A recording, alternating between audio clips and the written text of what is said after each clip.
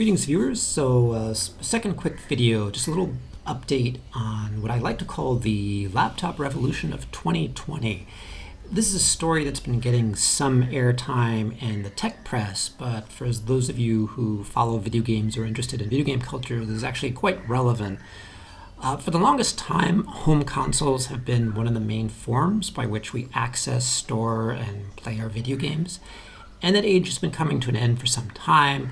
There are a lot of reasons that consoles are not the greatest solution. They are corporate monopolies, they're closed down, they tend to be low power, and they're not really suited for the internet age. They're artifacts of a time where you still had to bundle the software and plug it in and then play at some kind of home space, and a world of internet access that didn't really make sense. 2020 marks a watershed in video game culture because it really marks the point at which we're going to enter a new era of video games, and that is portable, ubiquitous video games for pretty much all 8 billion people on the planet. And the main technology that's going to make this possible is not yet the smartphone, because phones don't have the power or capacity to do this just yet. It's also not going to be the desktop computer, and it's not going to be the home console. It's going to be that sort of compromise in the middle, and that is the laptop. And there's a simple reason for this. Laptops are incredibly useful devices. They give you enormous amounts of power.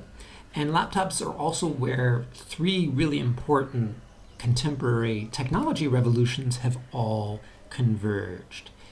The first of these, of course, is the multi-core revolution.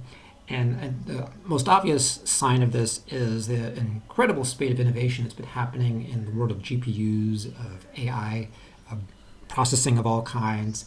The latest example, of course, is that AMD has now emerged as a serious competitor in microprocessors with Intel. And AMD was always second, always falling behind Intel for the longest time, but over the last couple of years got their act together. It's a very interesting story, and the long and short of it is that they basically adopted a community innovation strategy of sort of working very closely with every level of the computer ecosystem, from the motherboard manufacturers to the memory chip folks to the middleware folks to every level of production. Intel had been sort of doing that for some time, but then AMD finally copied that policy, and they've been coming up with some really good technology.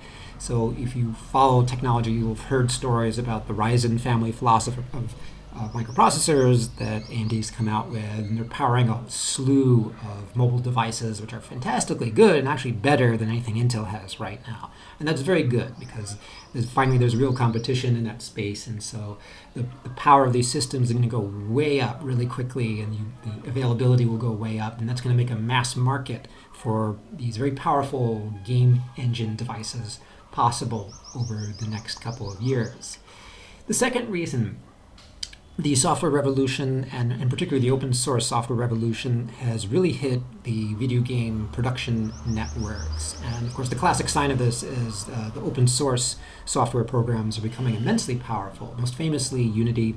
There are others, Godot and other open source engines, but certainly Unity alone has just opened the doors to massive increase in productivity and individual efforts. It's probably the most frequently used of the open source platforms for independent game creators these days, and the tools they're coming out with are absolutely amazing. And of course, the tools all work because now you have these gaming laptops that you can both design for and build and then test and then distribute. So the hardware and the software elements are there. The third thing to mention here, the third aspect of this revolution, is actually a connectivity revolution. And this is a little harder to see, but if you step back for a second, you can actually start to see this happen. There are three parts to this connectivity revolution, and that is how the internet is structured. It's a combination of the 5G systems, which are going to massively increase the amount of data that we're sending around the world and decrease latency. So we'll have seamless and instant connectivity. We'll be able to shift lots of data very quickly between devices. The Wi-Fi 6 revolution, a new and improved version of Wi-Fi that'll make all kinds of gaming experiences possible to pretty much every gaming laptop out there. And the third is game streaming. Now, this is something that, of course, the folks at Google have completely scuffed and done a terrible job their Stadia system. That basically they're trying to make Stadia be just another Google monopoly, and it's been failing miserably because it can't be a monopoly. It has to be something like you have to reduce your prices, open access, make it free to play, make most things free to play in that universe, and then charge at the edge. Instead, they're trying to leave. They have a rich. It's like they have the plutocratic version of this, where you have to be super rich to kind of own everything and access, and then you're paying full price for a piece of software you don't actually own and have no rights to control and don't actually download. And this is just another corporate monopoly. This again is evidence that Google really needs to be broken up.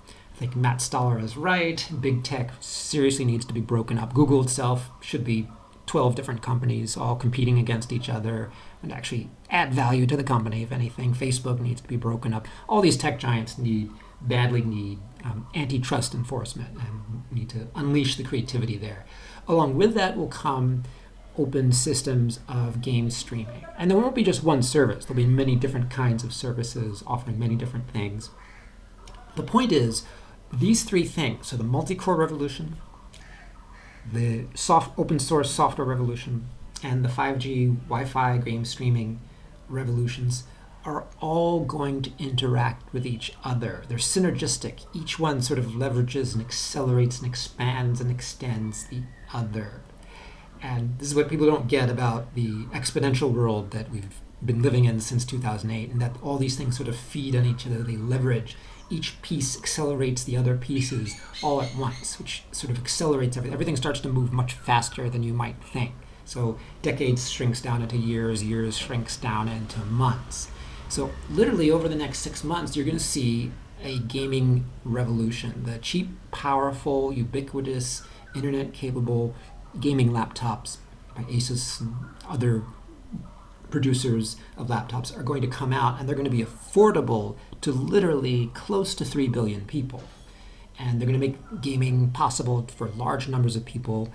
And of course, yes, we're in the middle of a depression economically, but the demand for entertainment actually only goes up in depressions because people have nothing else and they need a laptop for basic survival and other things. So those two factors, in other words, gaming laptops are going to become sort of the equivalent of what cinema was in the last depression. So the place where all this radical energy is being unleashed, where radical artists will have radical messages to a radicalized audience. And this is going to unleash political possibilities in the very near future. Literally starting this summer, we're going to see political protests and mayhem of various kinds, and you're going to see this convergence of what we might call the video game commons, the digital commons, and the political commons, the emergent political commons of the democracy of the 8 billion on this planet, all start to converge this summer. So stay tuned.